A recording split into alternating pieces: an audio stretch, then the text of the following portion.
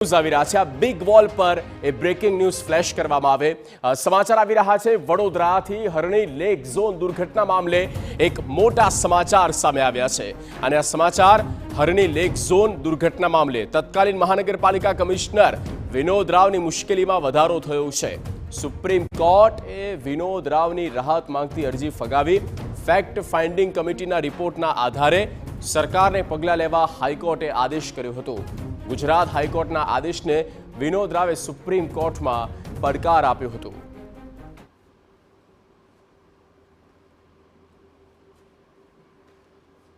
સંવાદદાતા રોનક Verma phone line પર। રોનક, પૂરી વિગત।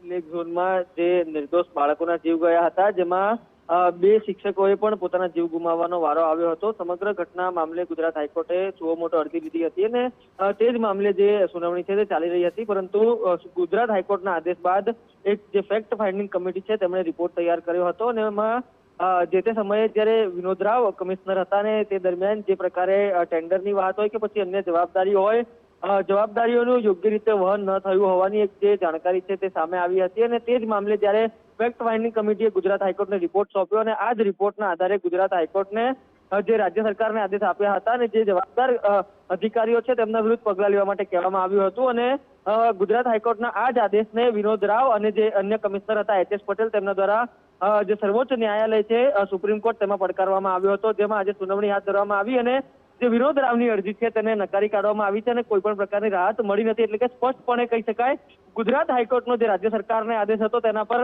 જે રાહત માંગતી અરજી વિનોદ રાવ દ્વારા જે સુપ્રીમ કોર્ટમાં કરવામાં આવી હતી, સુપ્રીમ કોર્ટે તેને નકારી કાઢી છે। એટલે સ્પષ્ટપણે રાજ્ય સરકાર હવે આગામી દિવસોમાં જે આદેશ જે કાર્યવાહી કરવા માંગતી હોય તેનો રસ્તો ક્લિયર થયો છે, પરંતુ શું ઓબ્ઝર્વેશન કરવામાં આવ્યા છે તેનો લેખિત ઓર્ડર વિગતવાર સામે આવે ત્યારે ખ્યાલ આવે, પરંતુ જે પ્રકારે અત્યારે પ્રાથમિક માહિતી સુપ્રીમ કોર્ટના સૂત્રો દ્વારા મળી રહી છે તે પ્રકારે જે વિનોદ રાવે જે રાહત માંગતી અરજી કરી હતી તેને ફગાવી દીધી છે અને જે રાહત નહીં મળ્યા હોવાની જે પ્રાથમિક જાણકારી છે તે અત્યારે મળી રહી છે।